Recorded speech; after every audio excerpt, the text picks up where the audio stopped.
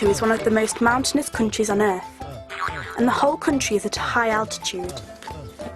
It's got the highest road in Africa, and even its lowest point is 1,400 metres.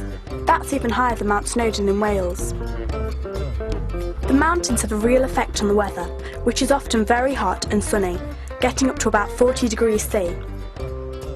But the higher you climb up, the colder it gets, and the temperatures can go down to as low as -15 degrees C in the winter. This extreme weather is tough on the fields that people rely on to grow their crops. The intense heat cracks open the soil, which then gets washed away in the heavy rain, making huge gullies, which get bigger every year.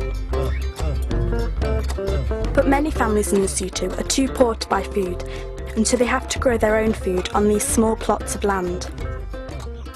The mountains and extreme weather make growing crops really hard work. Sometimes they don't grow at all. In fact, a third of people who live in Lesotho are malnourished because of poor crops. That means that they don't have enough of the right food to keep them healthy. The charity Send a Cow is working with the people of Lesotho to fight these problems. Despite their name, they're not giving any cows away here. That's because cows are hard to look after in the mountains. Instead, Send a Cow are giving people training in new ways to grow vegetables the whole year round in all weather conditions. The aim is to make sure that children can grow up healthily by eating vegetables to fight malnutrition. One of the ways they are doing this is by teaching children in schools how to make special gardens that are easy to look after but grow lots of food. The pupils can then get together with friends and neighbours and make them at home.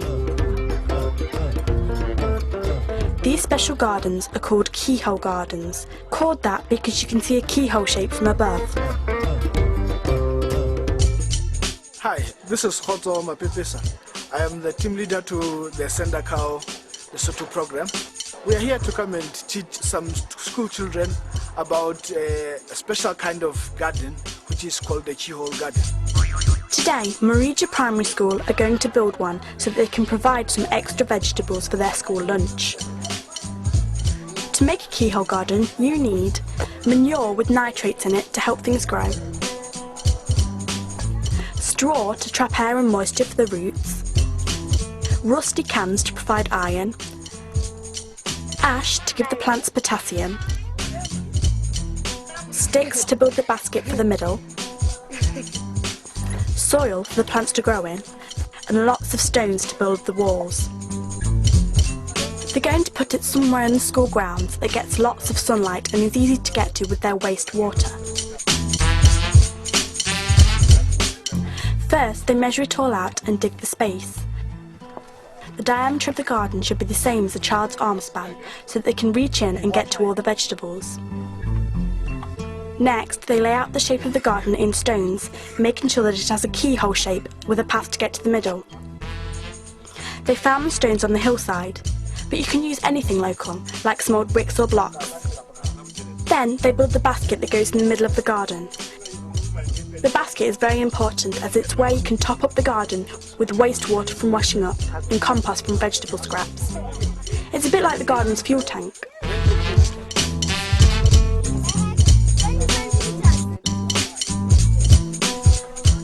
Now they put the rusty cans on the ground to give the plants iron. Then they pile up layers of soil and manure for the roots to grow in. A layer of straw to trap moisture, some wood ash to give the plants potassium, then more rocks, soil, straw and so on, until it is about waist height. This can take a while, but with so many willing pupils, everyone pitches in until the job is done. Some people make small gardens that take less time, but the pupils at Marija want a nice big crop for their lunches.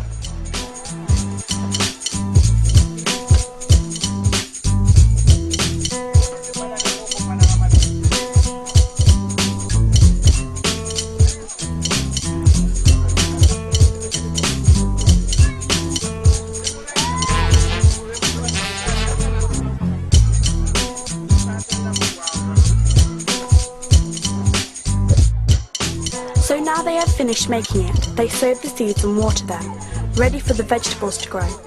It's hard work, but in a few months they'll have their own crops of carrots, onions, spinach and tomatoes from their garden. They also now have the knowledge to fight malnutrition at home too. That is how we make a Keyhole garden.